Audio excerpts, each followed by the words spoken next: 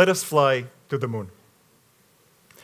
We will do that on an Israeli spaceship designed by Alex Padwa. Alex is a car and a product designer. He's the former head of the industrial design department in Shenkar, and amongst many other things, was also a designer in Citroën in Paris. Today, Alex heads the Padwa Design Studio and is a senior tutor here in Shenkar. So please, fasten your seatbelts.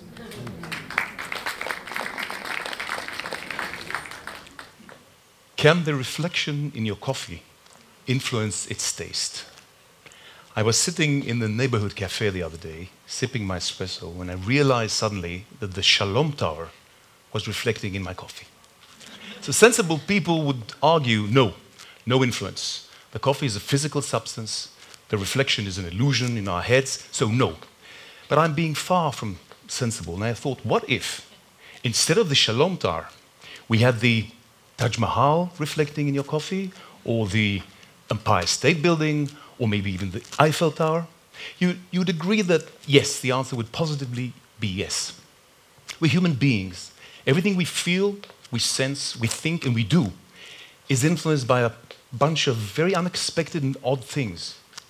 As designers, we're often asked to perform, to create unexpected compositions and to evoke fresh experiences.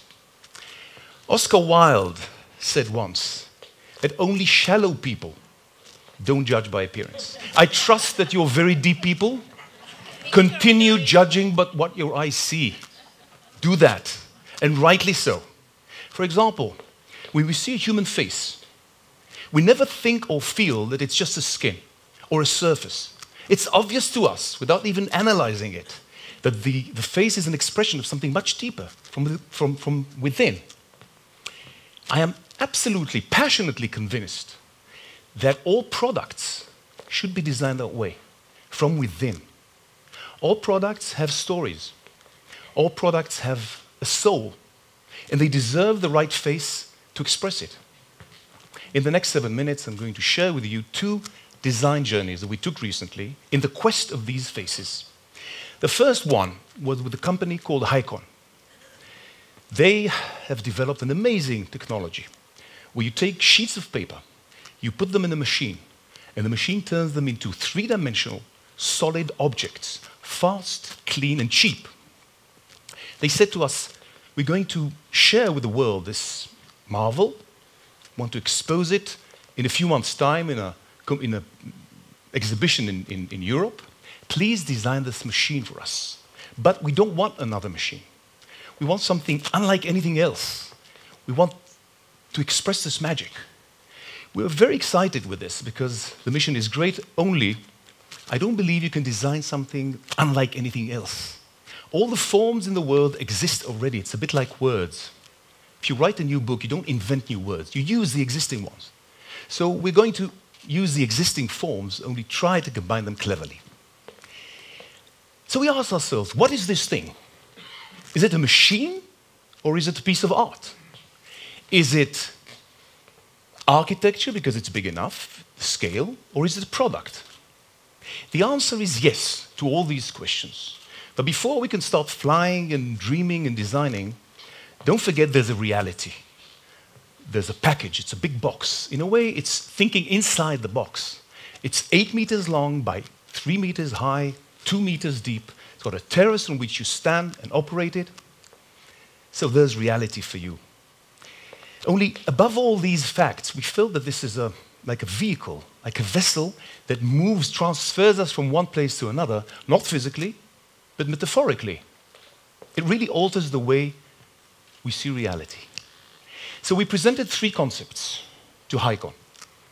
The first one, named after a yacht I was sailing in 30 years ago in the Caribbean. And as you see, it's familiar, it's quiet.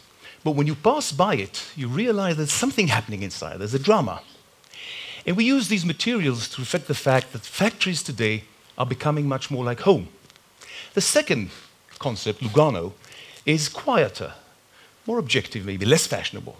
The focal point is this big crystal ball in which you can look at the future being formed, or a big womb in which life is being conceived. The third one, Lady Brett, was in a way the opposite of the first one. It's explicitly dramatic. It offers itself. So we have these three concepts presented to HiCon. Let's take a minute. A minute. Can you guess what was their choice? What would you have chosen? Let's really do it quickly with hands. Who's going for number one? Hands. Okay. Number two.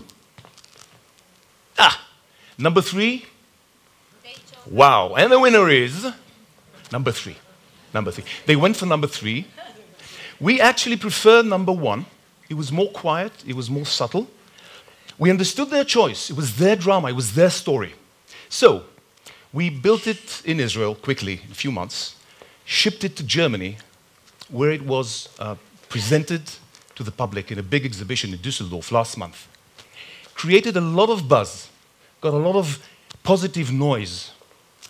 Now, the next project I'm going to share with you, unlike this one, it's going to be a vehicle that in 2 years' time, hopefully, when it reaches its destination, it's going to be received with total cold silence. I'll show you. It was announced 7 or 8 years ago by Google X Prize.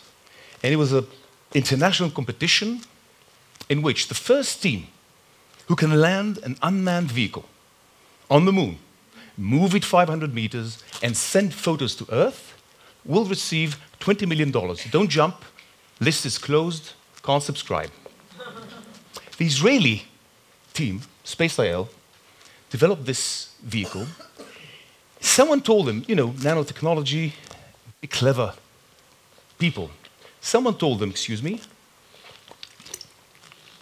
you've got a third chance of reaching the moon. But it doesn't look exciting. Go and design it. They came to us and we were obviously very excited. Wow, what an opportunity. And we quickly learned about all the constraints and the infinite impossibilities of sending something physical to the moon. They went away, came back after 3 years of hard work with literally these two engineering drawings. This is what they had. And they said, that's it. We cracked it. It's going to work. We're going to reach the moon. This is it. And we're leading. Out of the 30 groups that started the race, only 5 are left in the race. And we're leading, and we even have a launch contract with one of the missiles of Elon Musk, leaving Earth in 2 years' time. Design it for us.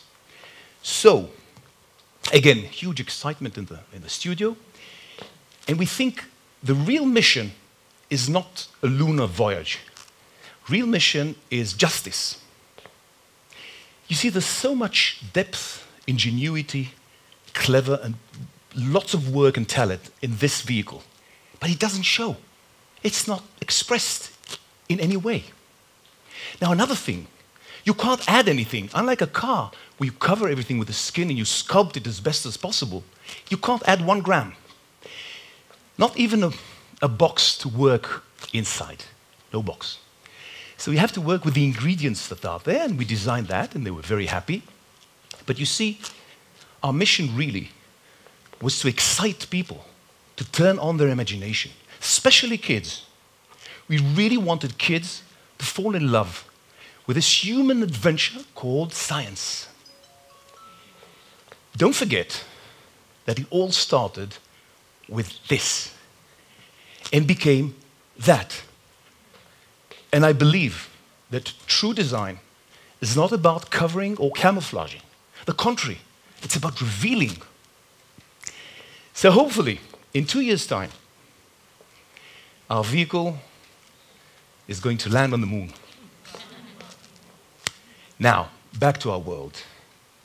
Next time you see a face, or a building, or a car, or a product, stop for a minute of reflection. And remember Oscar Wilde again, words, who said, the true mystery in the world is not the invisible, but the visible. Thank you very much.